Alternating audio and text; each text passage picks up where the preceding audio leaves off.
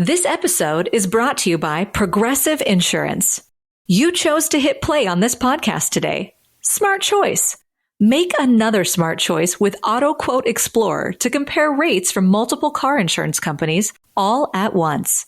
Try it at progressive.com. Progressive Casualty Insurance Company and Affiliates. Not available in all states or situations. Prices vary based on how you buy. Welcome to the No Guilt Mom podcast. I'm your host, Joanne Crone, joined here by the brilliant Brie Tucker. Why, hello, buddy. How are you? We get to talk about a fascinating topic today because it's all about executive functioning. And here at No Guilt Mom, I know we get a lot of questions from parents like, should my 6-year-old be able to do chores by themselves? Should I be able to expect my 8-year-old to go to the kitchen table and do homework? So we're talking about all those expectations, Brie, and I think I love this. Oh, yeah, because I think that it's one of those things that we forget sometimes that kids don't have that area of their brain. It's just not developed. So no matter how much you try to let your kid practice it, you can't beat out biology, development. Yes. Yes. Oh my gosh. You wouldn't even know that I had a background in child development. But yeah. And even I get caught up in that with my teen because they articulate something so well. Yeah. And they can regurgitate to you what they're supposed to know. Their brain just doesn't work that way. No. And I find out that'll make me blow my lid and get upset because I'm like, you know better. Why are you doing this? But they don't know better. They don't. They don't. So here to help us unpack this is our guest today, Tori Cordiano. She holds a Ph.D. and is a licensed clinical psychologist and co-director of Laurel's Center for Research on Girls in Shaker Heights. She translates research into real life to support families with guidance grounded in child development and solutions that are practical and sustainable. And with that, let's get on with the show. Welcome to the podcast, Tori. We are so excited to have you here and dig more into executive functioning. Thank you for having me. I'm so excited to join you both. This is such a fascinating topic for me and Brie because we get a lot of questions from our community about this and from our Balance members about it as well. But first, we were talking a little bit before the episode about your background and how you said that you went to college originally to become a pediatrician, but then decided to change. Yes, I was sure that I was going to be a pediatrician. I loved science. I loved kids. I thought this is the ideal path. And I think I could have been really happy doing that. And then I took a couple of psychology courses and I realized, oh, this is much more interesting. I'm fascinated, endlessly curious about people's stories. I wanted to be able to spend more time with kids and families. And so child psychology became a really natural fit for my career. I had that experience with psychology in school too. I just took a few classes though, because I had convinced myself that I didn't want to become a therapist, but I was like, I should have majored in psychology looking back and should have changed to that because this is all I do now. With that being said, I did major in psychology. I majored in rehab psychology. Okay. So like working with rehabilitation. Yep.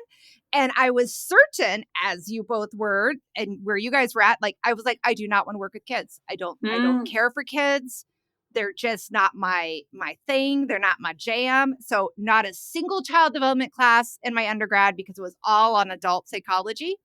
And then the end of college, I had an internship, worked with kids, fell in love with them, completely changed my work trajectory. And now it's all kids that I work with. And they're so much fun. Kids are so fun. They're the best. Yeah. They're so much fun.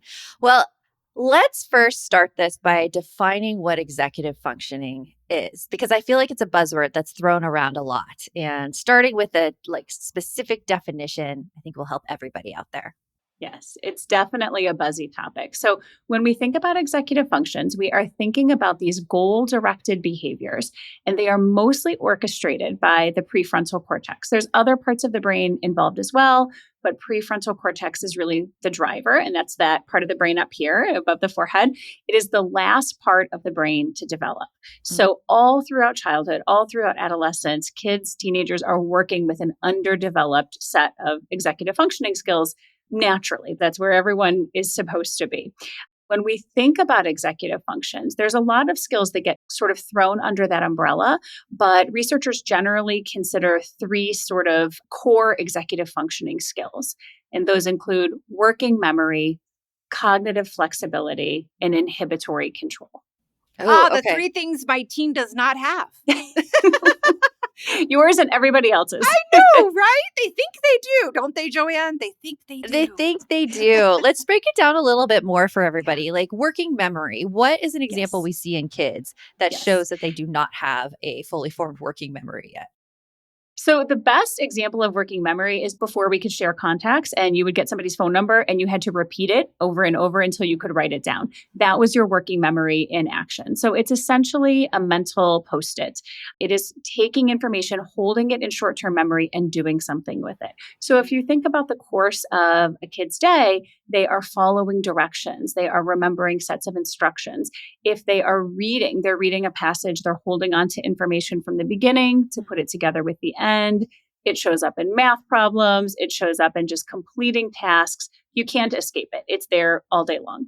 So like when you have a second grader reading a passage and then they go and they have to answer questions in a book and maybe they're having a little bit of trouble with it, it would be something having to do with working memory. Yep, there's definitely a working memory component there. Yes. Interesting. And then what is cognitive flexibility? Yeah.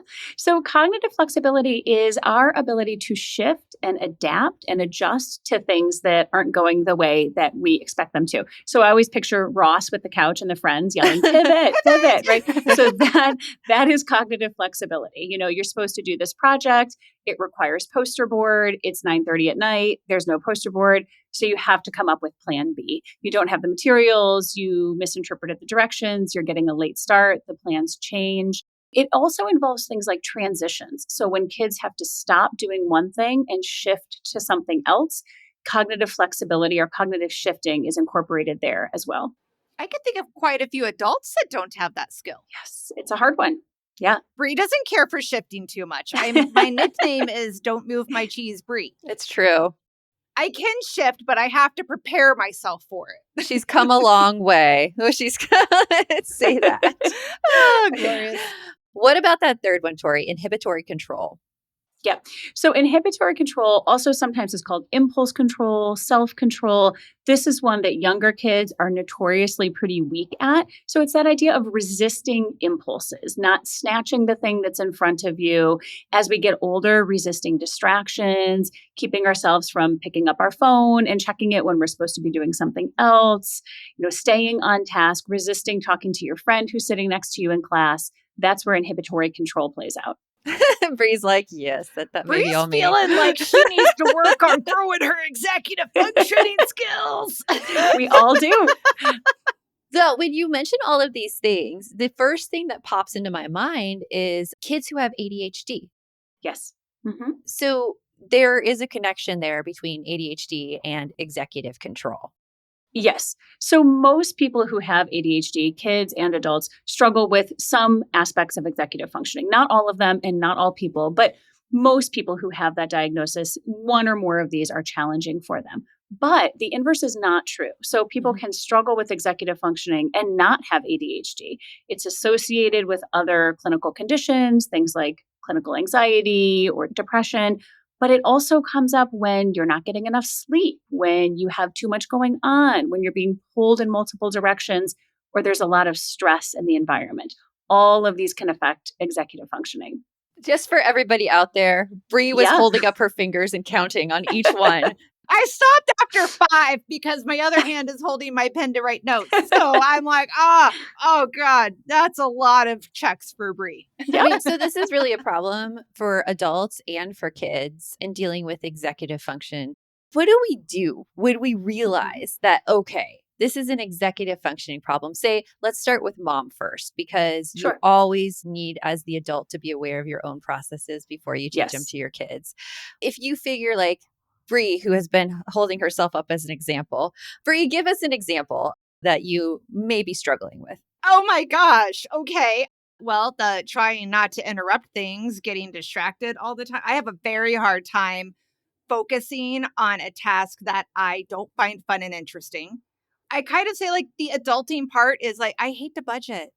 I'm just not going to budget. It just sucks. Yes. Right. So, Yes. right. So moms and parents are holding so much when it comes to executive functioning, right? Because we are, if we think of executive functions as sort of like the CEO of the brain, moms are often the CEO of the family, sort of organizing, orchestrating everything. So parents, that primary caregiver, they're holding a lot when it comes to executive functioning.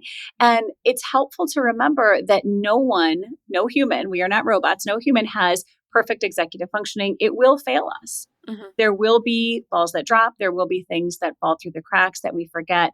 Executive functions are not by design a complete safety net, right? There will be things that get compromised. And especially if we are adding on periods of stress, reduced sleep, these are times where it may be more compromised than others. Yeah, I see that. I see that in myself as well as my kids. And something that I want to address right after this break is those behaviors you were talking about, especially the inhibitory control. Those are behaviors that kids usually get in quote unquote trouble for in school. So I want to talk about how to respond to that right after this. At Great Wolf Lodge, there's adventure for the whole family. You and your pack can splash away in the indoor water park where it's always 84 degrees. There's a massive wave pool, a lazy river, and tons of water slides for your pack to enjoy together. And the fun doesn't stop there. Get ready to explore and play at adventure-packed attractions from Magi Quest, a live-action game that takes place throughout the lodge, to the Northern Lights Arcade. There's also a bunch of great dining options and complimentary daily events like nightly dance parties, all under one roof. And the best part, with 23 lodges across the country, you're always only a short drive away from adventure. I am so excited to visit Great Wolf Lodge with my nephew who's 6. He cannot wait for the water park. So bring your pack together at a lodge near you. Book your stay today at greatwolf.com and strengthen the pack.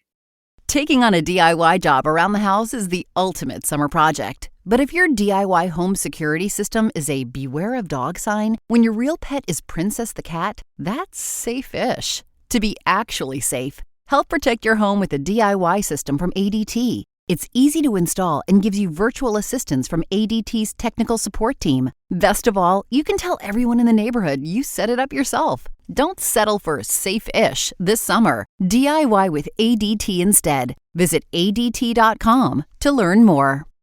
Okay, let's talk about money. Bree, do you know exactly how many financial accounts you have? I have like 3 401ks. I sure don't. But I hope it's doing what it's supposed to. I just don't have time to figure out where it all is. Yeah, and that's the thing. When you've got money coming in from all of these multiple places, it's so easy to assume that things are fine, but that's how we leave money on the table. Yeah, and I got to tell you, Monarch Money has been a game changer to help me with that. It pulls everything. I can connect it to my bank accounts, credit cards, investment accounts, and it turns it all into this really easy to read dashboard. Yeah, what's really cool is it doesn't just show you the numbers, it tells you what's happening with your money. Like you may discover that you're not saving nearly as much as you thought. Yep, Monarch gives me that big picture view so nothing slips through the cracks. So if you're trying to save more, invest smarter, or just stop stressing over money, don't let financial opportunities slip through the cracks. Use code NOGUILT at monarchmoney.com in your browser for half off your first year. That's 50% off your first year at monarchmoney.com with code NOGUILT. So I used to be a 5th grade teacher. And when I was in the classroom, there were certain behaviors I would allow with my students because I would know that they were, things with executive control that not all kids had really buttoned down as well as adults. Other teachers in the building had other ideas about this. And frequently the kids would get in trouble for doing things like interrupting class or talking without raising their hand or grabbing something that they're not supposed to grab. As a teacher, and then seeing how like other parents dealt with this when you were told their kids this, it's difficult watching because kids don't deserve to get in trouble for a skill that they don't have right now in their brains. So my question is, how as adults should we approach these issues say if we're being told our kid is having these issues during class and interrupting, and what's the first thing we can do? Yeah. So if we're thinking about it from the parent lens, if you're getting that feedback about your child in class, to go in curiously and get some more information, right? To assess, does this match up with what you see with your child at home? What are the situations where this is coming up? So, for example, we talked a little bit about anxiety before. If this is your child is having the most difficult time with executive functioning, sitting still, interrupting at the start of the day, is that separation piece of going to school and getting settled for the day, is that challenging for them? So the more information we have about where the challenges are coming up, the better equipped we are to problem solve with the teacher or with the team involved to get what this child needs in terms of support. It's also helpful for everybody working with kids to keep developmentally fair expectations in mind. You mentioned that you were a fifth grade teacher. So what fifth graders can do is very different than what first or second graders can do. It's also very different than what we can expect of 11th graders. Yes. We can expect a group of 10-year-olds to be able to sit for a decent amount of time and listen in a conversation and wait to take their turn to answer. We can't really expect the same thing of 6-year-olds, right? They need to wiggle. They need to get up and move. They are going to speak over each other. And it can be interpreted as a sign of rudeness or disrespect. And it actually maybe they're just so excited to share what they know and to join the conversation. Yeah, I would see this in fifth graders too all the time. Like one of the rules in our school was to walk quietly in a single file line down the hallway. And this was something that was put on by the school principal. And the teachers would kind of get reprimanded if their classes were noisy. And I never tried to follow that rule because I'm just like, this isn't possible. I have kids of varying backgrounds. If in it, like I was in a Title I school, so they were dealing with a lot of issues outside of school as well. And to expect them to have all of them to have the control to walk quietly down the hallway, it was just not possible and not worth my time and their energy, Exactly. Right. It felt like a losing battle. Yeah. It felt like a losing battle. So I see this a lot with parents in the home and chores. There is a lot of expectations about what kids should be able to do in terms of like contributing to the house and picking up after themselves. Let's start with just the picking up after themselves, because this is something that I see in my own house with socks, like just leaving socks around the house. Or in the pantry, it's leaving an empty bag in the pantry after you've taken out the last granola bar or the last scone. The empty cereal box. Or the cereal box. Yeah. Or like, this is my house, the juice container.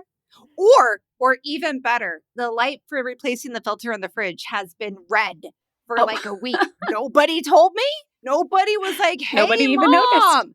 How am I the only one that notices everything? Yeah. So does this have to do with the kids' capabilities? Like, is this fair for us to expect kids to be able to do these things like pick up or throw away empty bags? Yes and no, right? So if we think about what is important in terms of family life, it actually is important for every member of the family, young kids to teenagers to parents, to feel like they are contributing to the goals of the family, that we are living together, that we are, we're picking up after ourselves, we are doing our part, that we are a team, right? That's good for families to feel that way. What is true is that is going to look different at different ages and even with different kids. So if you have multiple kids, your first may have been able to notice the empty boxes or get his socks to the hamper. Your second may not. Not every child is the same developmentally. They can look different at different ages. Different kids struggle and have different strengths and challenges when it comes to executive functioning. So if you're noticing time and time again that the expectations aren't being met, it's worth thinking about, where do we start with what they can do, right? Maybe they're not noticing the socks that they're taking off right before bed, but we can start with, when you're done with your dishes, walk them directly to the sink, right? I'm usually there. I can remind you if you don't do it. There's some cleaning up that is happening, something they can take ownership of, and then we can build that to other skills that they can manage. So start with where they are. I think that is such a good piece of practical advice, not starting from the ideal of where you want them to be, but looking to see, okay, how could we build upon what they already know and what they already do? Yes. Yeah. And scaffolding those skills, it helps them to feel a sense of satisfaction that they have done something. And it helps you from banging your head against the wall, feeling like they're never going to get any of this. Yeah. Right. And feeling like your kid is the only one that is struggling to keep up when really it's just because you might have different expectations. Absolutely. Shifting to that same thing, but having to do with adults, because I know this would be Yeah. a question in many of our No Guilt Mom community members' heads, the noticing thing. When you're dealing with, let's say, men get a bad rap and have a certain reputation for not noticing things that need to be done around the house. How, as we're working on our own executive functioning, and maybe we have a partner who doesn't notice those things as well, what's the best way to approach that situation in terms of this executive functioning umbrella? Yeah, I love that. So I think one thing to consider is when you want to have these conversations. And probably the moment to have the conversation is not when it's the 10th thing that you have noticed that day and your emotional temperature is already running kind of hot. You can clock it. You can even say, I'm feeling really frustrated about this. I'd like to talk about this later on, right? So then you can have the conversation. And I think the words that you just used to describe it, I feel like I'm the one that is noticing all of the things that need to happen. It feels like an extra weight that I'm carrying. How do we balance this out? How do we feel like we are holding each other accountable for the jobs that are ours? And sometimes that means delegating that I'm going to be in charge of, noticing when we're running low on the materials that we use to make lunches. And you're in charge of noticing when the red light is on that we have to change the filter for the fridge, right? It can get pretty granular and start with some things that feel like I'm taking part of this off of my plate. And in what parts of it are you taking ownership for and taking over? I love that. The filter thing just is so funny. Is it just me then? Am I the only one that has that? Oh, No, you do? I see the filter, but I ignore it. It's crazy. It's not like it's a new thing. My family has had filters on fridges for their entire life. Yet I am still the only one that notices it. But with that being said, Dr. Tori, I have never brought it up to them to notice it. And I need to bring that up because I bet they are thinking, well, she's fine with fixing it herself. She never complains. She scowls while she does it. They're like, this is not a right now problem. I have other things on my mind. I clock it, I see it, but it's not a right now problem. What every tween and teen loves to say, well, that sounds like a you problem, Mom. Oh my gosh. No, that is not okay. It's a whole family issue. It's a whole family issue. Well, we talked about one strategy that we could use that start with where they are to build that capability. Right after the break, I want to hear what other strategies parents can use to help their kids in executive functioning. Raise the rudders! Raise the sails! Raise the sails! Captain, an unidentified ship is approaching. Over. Roger. Wait, is that an enterprise sales solution? Reach sales professionals, not professional sailors. With LinkedIn ads, you can target the right people by industry, job title, and more. Start converting your B2B audience today. Spend $250 on your first campaign and get a free $250 credit for the next one. Get started today at linkedin.com/campaign. Terms and conditions apply. With the Walmart app, you can squeeze in those final days of summer and nail that back-to-school shopping list. So keep working on that tan and let Walmart Express Delivery handle the rest. Chromebooks, Clorox wipes, Sharpies, glue sticks, pens, pencils, and more. All delivered in as fast as an hour. So pour yourself another iced tea. Summer's not over. Last-minute back-to-school supplies delivered fast. The Walmart you thought you knew is now new. Subject to availability. Fees and restrictions apply. This episode is brought to you by Nespresso and Samra Origins by the Weekend Coffee Collection. Introducing Samra Origins. My collaboration with Nespresso is a connection to my roots, to my mother, Samra. Coffee that hits the right notes. It transports you. Crafted with unique notes and bold, soaring flavors. Experience a taste that moves you. Nespresso and Samra Origins. Discover more at Nespresso.com. Okay, so we have our kids. We want them to be mentally strong. We want them to improve in these aspects of executive function while not, expecting too much of them. What is a strategy that we can use as a parent to help them in that? Mhm. I like to think of this of a framework. And so the framework that I use when I'm talking with families about this is thinking about like the 3 Ps. So we have what we do in the prep, what we do in the present moment, and what we do in the post. And you don't even necessarily need to share it with your kids in that way, because if they're over the age of like 9, you're just going to get an eye roll. But as parents, we can sort of hold on to that framework and help us remember that there are things that we can do in advance to make executive functioning run a little bit smoother. So these include things like predictable, consistent routines, modeling flexibility, keeping good habits that support executive functioning, like making sure people are getting enough sleep, making sure that we're not piling way too much on everybody's schedule so that there's not a chance of meeting the goals. So that's like the prep work that is happening. Then we think about what do we do in that present moment? But maybe there's more on the prep that we want to talk about first. Well, I was wondering, like, on the prep part, it's September. Most of us have our kids going back to school right now. So what are some things that we could do to prep to make sure that because I have to admit, you blew my mind earlier in the episode when you talked about, like, if you've got a crazy morning, maybe there's some separation anxiety going on. I never once thought of that. I have a freshman in college and a senior in high school, and that has never dawned on me.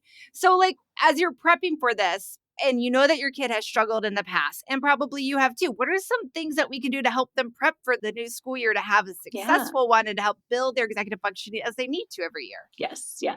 I really like doing this collaboratively. And so obviously when kids are a little bit older, they're much more a part of the conversation. You know, where your 15-year-old is doing her homework, she's mostly in charge of that. You might be providing some feedback or some suggestions, but she's mostly driving it, as she should be. But even really young kids can help with the conversation of, okay, it's, second or third grade, you're going to have some homework this year. When do you think we want to be trying? Do you want to do it like right when we get home? Do you think you're going to want a little bit of time to, play basketball and then come inside? Let's try it out. You may have in your mind what you think the best approach will be. And sometimes the schedule dictates it. But we can also think with our kids about, what do we want to try? What do we think is going to work best? Same thing around like where you're doing the homework. Obviously on the couch while the TV is on, not going to be our best bet. But maybe they want to try doing it in the dining room while you're working in the kitchen, as opposed to being right at the kitchen table right next to you. So thinking with your child about, what do we want this to look like this year? And then treating it like an experiment. Let's try this out. Let's see how this is working. And then we'll touch base at the end of the week and see if we want to mix it up or keep going with the system that we've got. Absolutely. This is like so in line with what we suggest to parents as well. We have a course called Homework 911, which like works with kids and like works through these executive functioning skills just like that. Like one of them is pick when you're going to do your homework. The other one is pick where you're going to do your homework. And like the when is so interesting because like my daughter wanted to do it right after school. My son wanted to do it in the morning before school, which actually worked for him. And I would have never suggested that. Right. And like, I think there's another piece in there of like parents being scared that our kid is going to fall flat on their face because we have experience and we saw what they were capable of last year. And we know that that's not going to work for them. But if we keep controlling all of it so tightly, they don't get the opportunity to work on that, do they? On the executive functioning and the flexible mindset and all of that.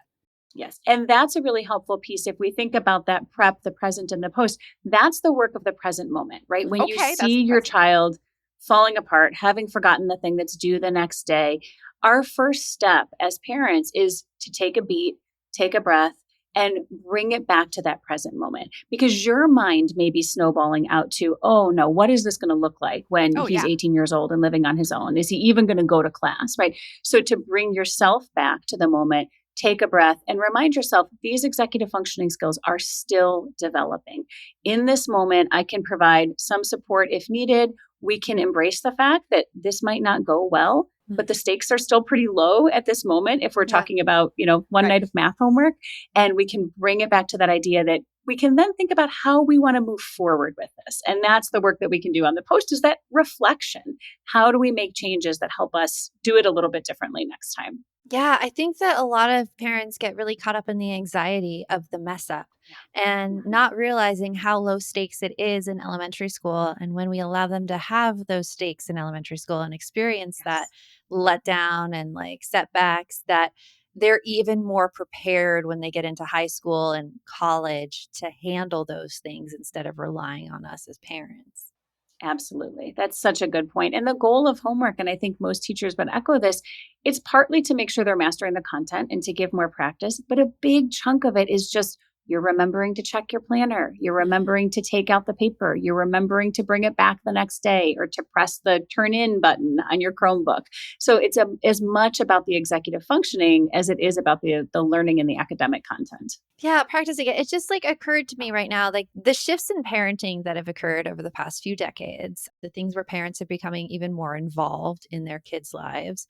I don't know if you've seen this recent trend of like dorm room redecorations. Yes. Where now now just they're reading the Atlantic piece around this. Yeah. Yeah. Oh my gosh. Like how parents are going into dorm rooms and co-opting that space from kids and making this like $1,000 makeover. It's a beautiful room. I'll give them that. But Sure. it's also taking away those executive functioning tryout periods for our kids. Absolutely. Let's just say spatial perception alone.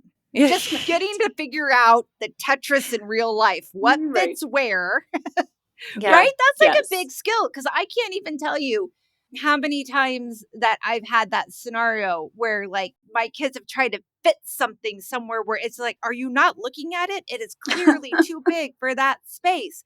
And I know that saying it that way is not helpful either. I'm aware. Yeah. But without practice, they don't get there. And I think, we can recognize too, as parents, as moms, it comes from the most loving, well-intentioned place. Yeah. We want our kids to have a comfortable space. We want them to not feel stressed when they go to school and they don't have their homework to turn in. We want them not to have, their lunchbox sitting on the counter when they're sitting there at lunchtime feeling hungry, right? Yeah. So it comes from a really loving, well-intentioned place. But if we're able to pause and think a little bit about that long game, we're parenting for the long game, right? We want them to develop the skills that they eventually are managing these things on their own. And that does not happen overnight. And it does not happen without practice and mistakes. Absolutely. It's so funny. That. There's this little thing that goes on here behind the scenes of No Guilt Mom. It just happened yesterday for me. My daughter forgot her laptop at home. And we have frequent discussions with another member of our team who I think she called me out on this too, that, we can't always be rescuing our kids. We can't drop everything and take them lunch. We can't bring them things. And so she heard that I pushed a meeting back to bring my daughter her laptop. And she's like, you would have told me not to do that, Joanne. And I'm like, okay. But there's a thing between letting kids experience like natural consequences, like especially if it happens on a very routine basis. But there's also the thing about like, hey, like if I can make this happen for you, I will. And I think it's such a tricky judgment call every time it happens. Like, is there a way that you would approach this? Kid forgets something, bring it to them or not bring it to them? Yeah. And so I think you hit the nail on the head. Our brains like when we can sort things into neat little boxes, like do it or don't. And we like it to be prescriptive. And the reality is that it's not, right?